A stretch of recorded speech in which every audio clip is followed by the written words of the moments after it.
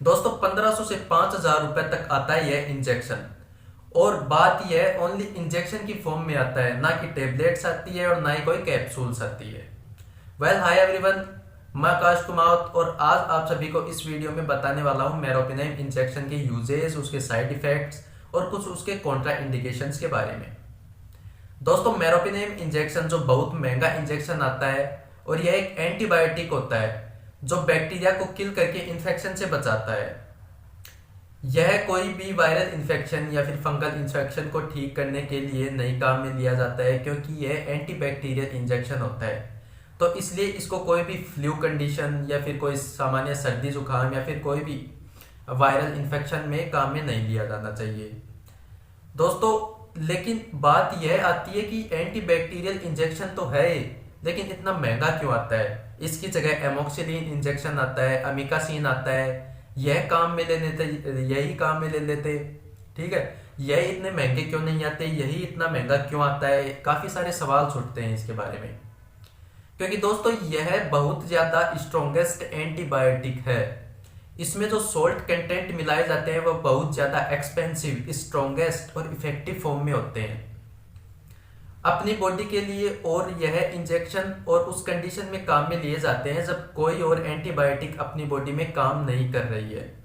जैसे serious infection होते हैं अपनी बॉडी में, जैसे ब्लड का इन्फेक्शन हो गया, मेनिंजाइटिस जो अपने ब्रेन और स्पाइनल कॉर्ड्स की जो आउटर कवरिंग होती है उसको मेनिंजेस बोलते हैं। अगर उसका इन्फेक्शन हो गया बैक्टीरिया की वजह से, जिसको मेनिंजाइटिस बोलते हैं, या फिर यूरिनरी ट्रैक्ट इन्फेक्शन हो गया, या फिर कोई भी लंग्स का इन्फेक्शन हो गया, या फिर ब्रेन का इन्फेक्शन हो गया, जो कि इतना सीरियस इन्फेक्शन हो गया, नॉर्मली जो एंटीबायोटिक्स आती है एमोक्सिलिन, अमिकासिन, इनसे ठीक नहीं हो रहा हो और जानलेवा मतलब बहुत लाइफ थ्रेटनिंग कंडीशन पोज हो रही हो अपनी बॉडी में, उस कंडीशन में इस मेरोपिनेम इंजेक्शन को काम में लिया जाता है ताकि जान बच सके, डेथ से बच सके।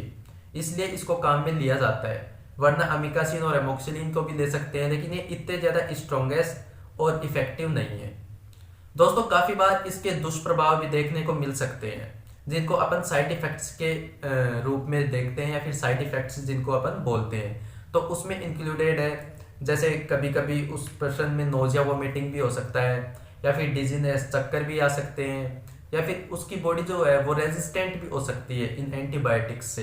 एंटीबायोटिक मतलब रेजिस्टेंट तो पहले ही हो रही है वो, कि कोई और एंटीबायोटिक उसके बॉडी में काम में नहीं करे, लेकिन मेरोपिनेम इंजेक्शन अगर अपन उनको देते रहेंगे तो उससे उसकी लत पड़ सकती है और बाकी के जो एंटीबैक्टीरियल दवा होती है वो उसकी बॉडी में काम नहीं कर सकती है। ये भी कंडीशन कोज हो सकती है।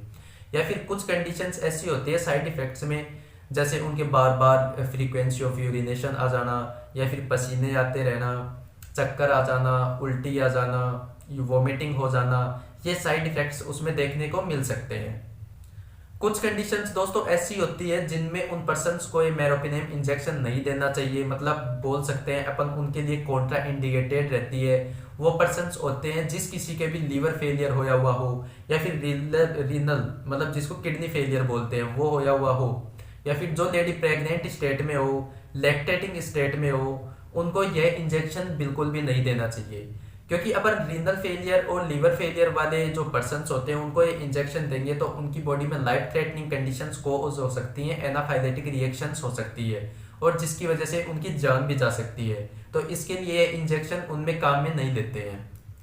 या फिर प्रेग्नेंट लेडी या फिर लैक्टेटिंग मदर होती है, उनमें अगर काम में ले लिया जाए गलती से, तो इसके जो साइड इफेक्ट्स होते हैं वो होने वाले बच्चे में शो हो सकते हैं। इसको बोलते हैं टेराटोजेनिक इफेक्ट। तो अगर कोई भी प्रेग्नेंट लेडी या फिर लैक्टेटिंग मदर इसको काम में लेगी तो उनमें टेराटोजेनिक इफेक्ट शो हो सकते हैं।